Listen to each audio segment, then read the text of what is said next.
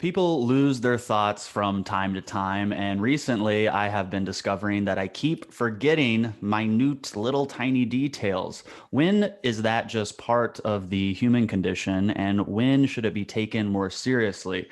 Here to answer that question and more about severe memory loss versus just being forgetful is Dr. Judy Ho. Dr. Judy, wonderful to see you. I love this topic. When does having bad memory become a mental health issue?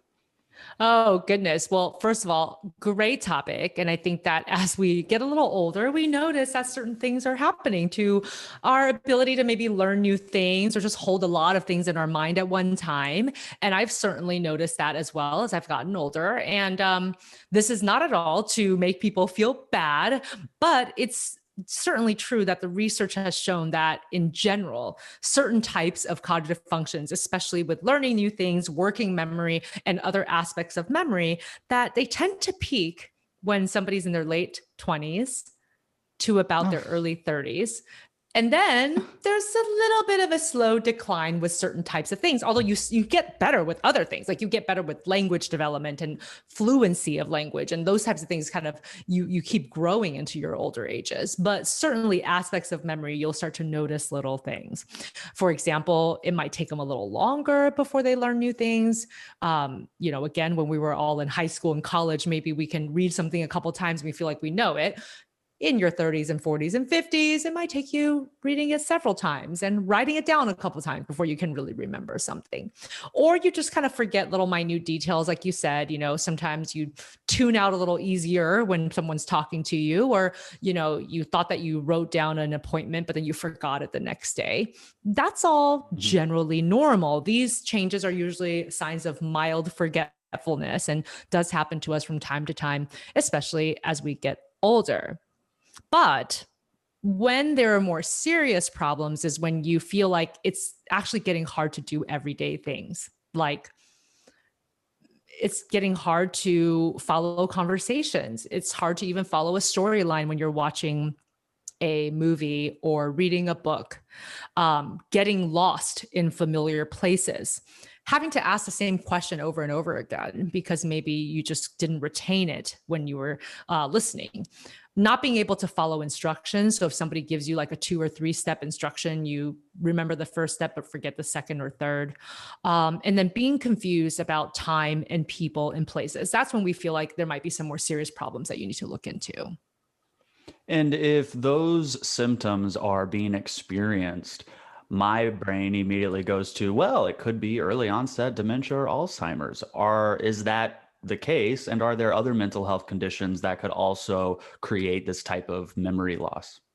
Absolutely. Extreme stress will create that type of difficulty with memory. When people are stressed out, your executive function just goes. It's really hard to pay attention, to have good working memory, to be able to use executive functions, which also relate in some way to memory skills. So you can have a great difficulty retaining information and paying attention in your everyday life if you're stressed out. If you haven't slept very well, that can really affect the way that you learn and your memory skills the next day, or even several days into a week where you've had poor sleep. If you're depressed or anxious and the symptoms are pretty significant, you can have some significant memory issues during that time. And sometimes we call that pseudo dementia because it feels like dementia. People get scared about it, but actually it's the correlate symptom of their depression and anxiety that hasn't been well managed yet.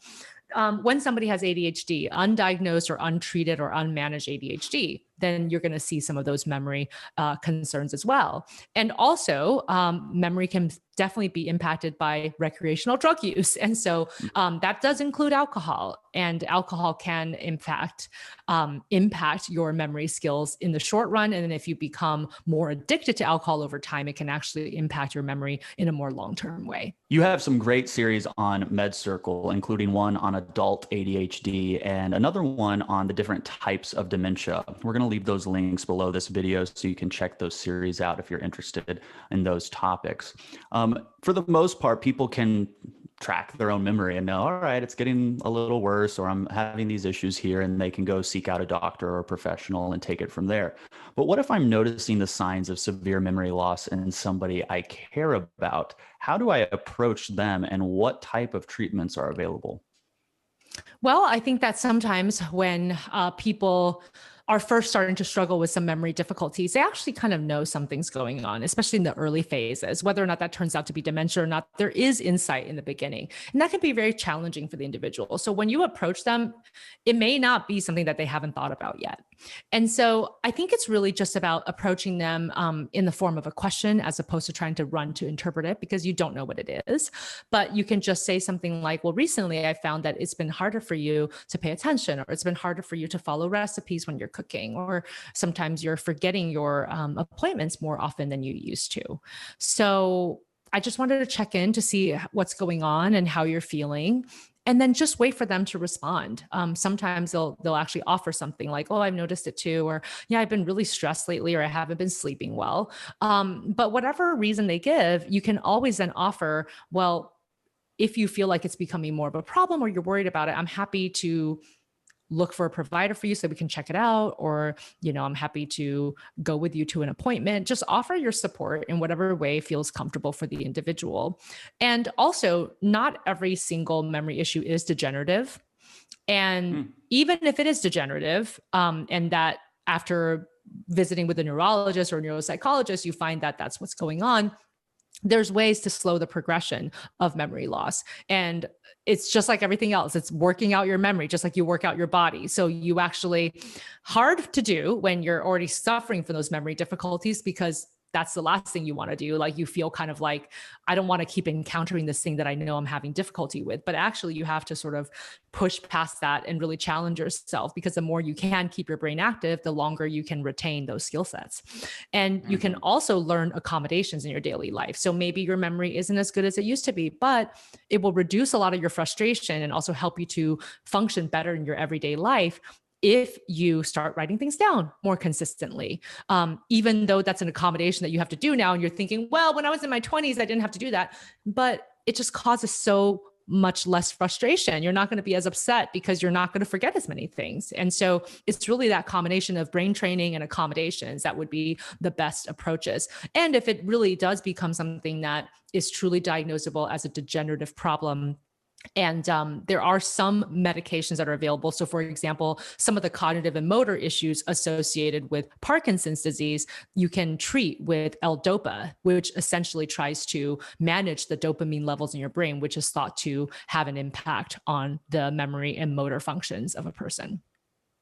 Really excellent. We have a series with Dr. Dominic Sportelli, a double board certified psychiatrist on Alzheimer's and dementia. And in that series, he actually provides a very quick test. Of course, it's not diagnostic, it's just something you can do at home, but it's a quick test to either test your memory or the memory of somebody else's. We'll include links below that in case you want to take that really quick memory test. Dr. Judy, to wrap up this topic, I want to talk about the attention span of the younger generations today.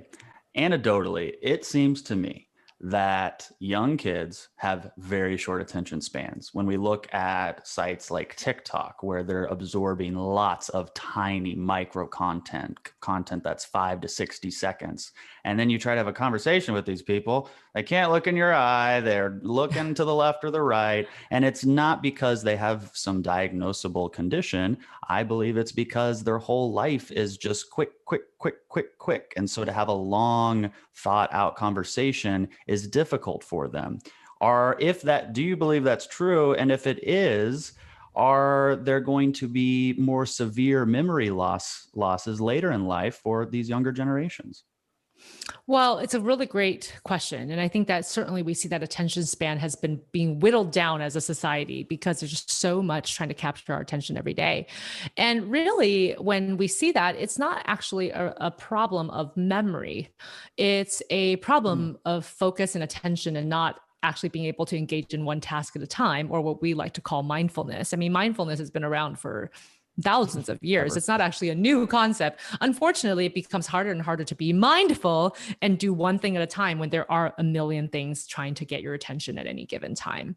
And so I think it's really important when kids are still kids and they're living in your household to teach them these skills of doing one thing at a time. And one of the easiest things because one of the things that tends to grab their attention and split their attention from other things that they should be doing is devices. And one of the easiest tips to implement is just to implement device-free zones or device-free times in your household. So no devices in the living room. Everybody drops their phone at the basket that's like in front of the door in front of the living room, and then when they leave they can pick up their phone.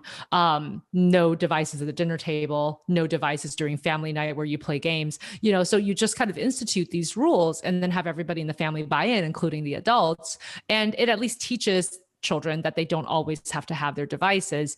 And during those times, they can actually be more attentive. And that's when you learn new things. That's when you expose them to information. You have to make eye contact with your children before you say something to them. Sometimes parents get very frustrated. Well, I told him 3 times and he didn't hear me. Well, but every time you told him, he was looking down at his device, typing something. So you also have to engage them first before you get frustrated that they're not listening. So I think it's really about mindfulness training, and that we all should do it at any age, not just for our children, but even for adults. I started to implement a device-free zone in my household, and we actually really love it. My husband and I have dinner and we don't have our devices at the table. And it's been so nice just to be able to do that without the distraction of the devices. Well, I will share that this is true. 2 nights ago, I'm brushing my teeth and I'm in my head having this dialogue with myself. And I'm telling myself, when you get in bed, Kyle, you put your phone on that table upside down and you do not grab it. Set your alarm before you get in bed, put it next to your table and do not grab that phone, because I will find myself 2 hours later laying in bed watching videos and reading stuff. I mean, a complete waste of time. And I'm like, I've got to make a commitment. And you know what? I did it, but it was tough. And I'm 34 years old, an adult, and did not grow up with a phone attached to my hand. And it's tough for me. So I can only imagine how tough it is for kids who have, this is all they know, Dr. Judy, it's always so wonderful to see you. Love the lights back there too. I know. Man. Boom, like it just like went on while you were talking. I love it. Well, we're going to have more from all of our doctors, including Dr. Judy, later. All the information is below this video in the links. And try out MedCircle. You can at medcircle.com. We'll give you a whole week for free. If you need anything, email us, support@medcircle.com. We got you. I'm Kyle Kittleson. Remember, whatever you're going through, you got this.